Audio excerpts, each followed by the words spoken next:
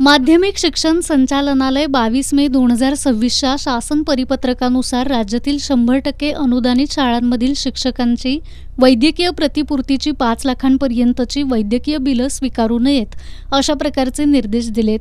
त्याऐवजी शिक्षकांना केंद्र शासनाच्या आयुष्मान भारत प्रधानमंत्री जन आरोग्य योजना म्हणजेच आता आभा योजनेमध्ये समाविष्ट करण्यात आलाय।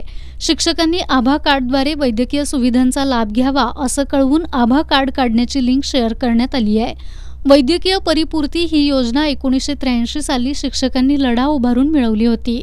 त्यामुळे हा निर्णय शिक्षकांवरती अन्यायकारक असून शिक्षक कर्मचाऱ्यांना पूर्वीचीच वैद्यकीय प्रतिपूर्ती योजना पूर्ववत ठेवावी अशी मागणी खाजगी प्राथमिक शिक्षक सेवक समितीच्या वतीनं करण्यात आली आहे। या मागणीचं निवेदन शिक्षण उपसंचालक प्रभावती कोळेकर यांना देण्यात आलं।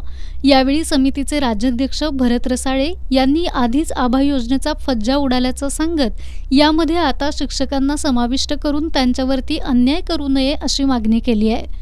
पण सर्वसामान्य जनतेच्या आभा कार्डद्वारे हॉस्पिटल जे आहेत त्या हॉस्पिटलमध्ये या योजनेचा किती फज्जा उडालेला आहे हे सगळ्या जनतेला आणि त्या पेशंटांना ज्ञात आहे, आम्हालासुद्धा माहिती आहे। कारण जी काही हॉस्पिटल आहेत ती वेगवेगळ्या औषधाच्या नावाखाली, ICUच्या नावाखाली किंवा इतर अनेक सुविधाच्या कारणास्तव अगोदरच पेशंटच्या नातेवाईकाकडून पैसे भरून घेतात आणि त्याच्याशिवाय शासनाकडून सुद्धा हा आभामध्ये मिळणाऱ्या 5 लाखाचा लाभसुद्धा उचलत असतात।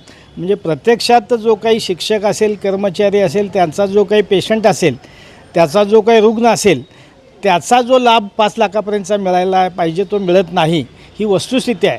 त्यामुळं आमची शासनाला आजच्या निवेदनाच्याद्वारे मागणी आहे की पूर्वी 1983 पासूनची जी आहे काही रिइंबर्समेंट योजना, वैद्यकीय प्रतिपूर्तीची जी योजना आहे तीच या आमच्या शिक्षकांच्यासाठी आणि कर्मचाऱ्यांच्यासाठी लागू करावी। यासाठी आम्ही शिक्षण उपसंचालक प्रभावती कोळेकर मॅडम यांच्यामार्फत शिक्षण मंत्री, राज्याचे आरोग्यमंत्री, राज्याचे शिक्षण सचिव आणि महाराष्ट्र राज्याचे शिक्षण आयुक्त यांना निवेदन दिलेलं आहे आणि स्वतः मी सुद्धा संघटनेच्या वतीनं त्यांना मेलसुद्धा केलेला आहे। यावेळी समितीचे विभागीय अध्यक्ष महादेव डावरे, जिल्हाध्यक्ष कुमार पाटील, शहराध्यक्ष चारुलता पाटील, महासचिव अमित परीट, उपाध्यक्ष सूर्यकांत बर्गे, खाजगी शिक्षक पतसंस्थेचे चेअरमन साताप्पा कासार, संचालक मच्छिंद्र नाळे, सर्जेराव नाईक हे उपस्थित होते।